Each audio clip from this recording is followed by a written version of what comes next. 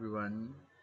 Good morning, especially to our Prof. Sir Manzanero. Good morning, sir. I will be the last reporter of Group 2. And this presentation is the continuation of Sir Jasper Tolentino. And my topic is about um, my topic is about project reporting. But first, let me introduce myself. I am Ian Carlo Aramante from 3SMP1. So let's begin. For session objective, I will describe first the contents of the project risk section. We'll look into what types of risks are typically included, how they're identified, and what strategies can be used to mitigate them. This section is crucial for setting expectation and ensuring proactive planning. And the next, I will explain days to completion as a method to assess how far along a project is. You learn how this metric can give us a realistic picture of the project timeline and help us calculate the percentage of work completed. And lastly, I will describe the parts of a project report. Understanding each section of a report from executive summaries to timelines and budget updates will equip you to prepare clear, effective reports for stakeholders. So let's get started with the first topic, the project risk. So risks are events that could have an adverse effect if they occur. So risk that the project will not be completed, not completed on time, on budget, and with the right quality and scope. If the risk events have already occurred is a weakness which needs correction. So this slide explains the concept of project risk, which are potential events that could negatively impact a project if they occur. The important word here is if these events haven't happened yet, but they could. Project risk might include things like not completed the project, missing deadlines, going over budget, or derail a project.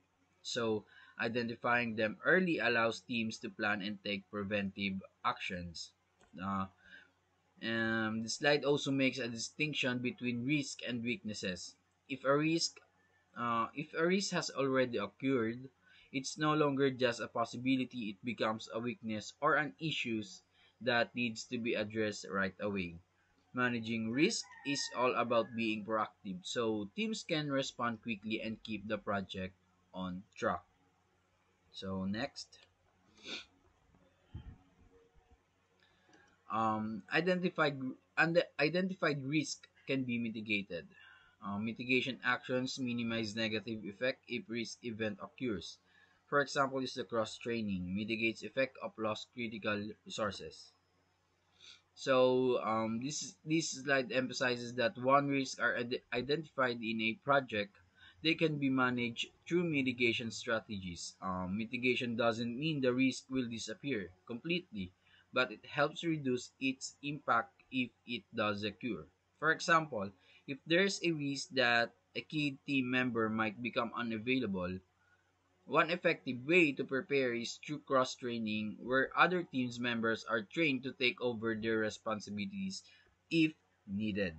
This ensures the project can still move forward even if that risk turns into a real issue. In short, mitigations planning is about being ready to risk don't catch the team off guard and cause major disruption.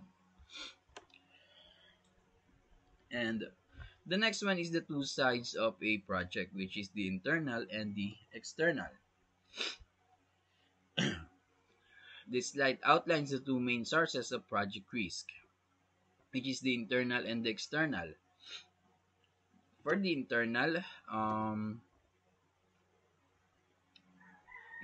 risk come from within the organization and might involve things like unexpected employee, sudden equipment breakdowns, or even the loss of the key facilities. This risk can disrupt operations if not managed properly. On the other hand, the external External risks came from the outside the organization and are often beyond direct control. These include supplier issues, shifting client needs, market changes, political political events, or even natural disasters sometimes, referred to as act of God. For example, if a supplier fails to deliver the necessary materials on time, at the right price, or with the expected quality, it can significantly delay the project. Understanding both internal and external risk sources is crucial for developing a true risk management plan. On the other slide, this is the other part of the external, which is the unexpected change in client senior management, unexpected loss of support, change in executive direction for the project, severe market downturn leading to change in project value, unexpected political disruptions, strikes, COP, rebellion, severe crime wave, and lastly, storms, typhoons, fire leading to project disruption, which is those are the act of gods. Next slide, list specific internal and external risks to the project. Stakeholders, just like the sponsors, business leaders, assess if the significant risk have been considered by the project team. So this bullet means that the stakeholders like the sponsors and business leaders are checking or reviewing if the project team has properly do about true about and address the big or important risks that could affect the success of the project. They want to make sure the team is aware of possible problems early so they can plan how to avoid them or reduce their impact. It's part of a good project management to not just focus on the goals but also on what could go wrong. So on the next bullet, for each risk, state the mitigation action. Stakeholders assess if the mitigations are correct or sufficient. Excuse.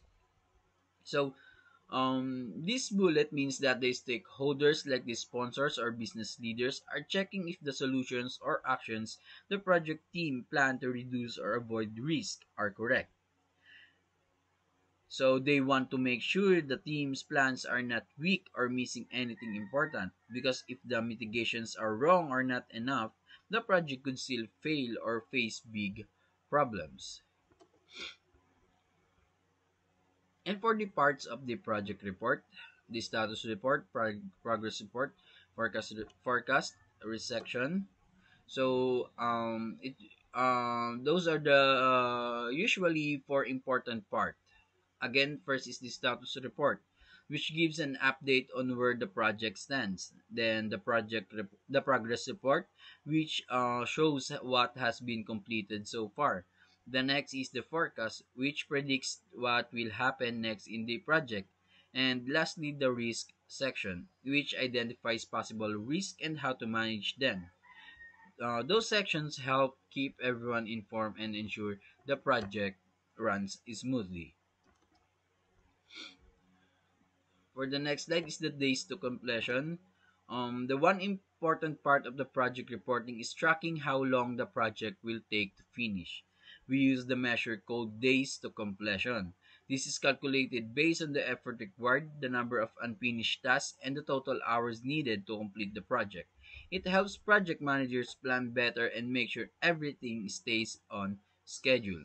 And it contains is a conservative measure for effort required to complete the project, thus binary measure, and man hours completed.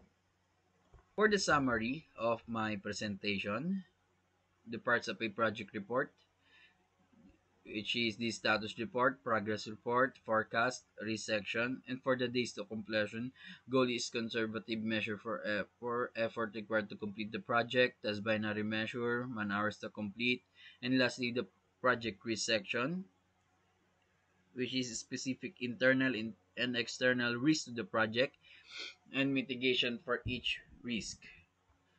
And that will be my presentation. Thank you everyone for listening and have a blessed day for all of us.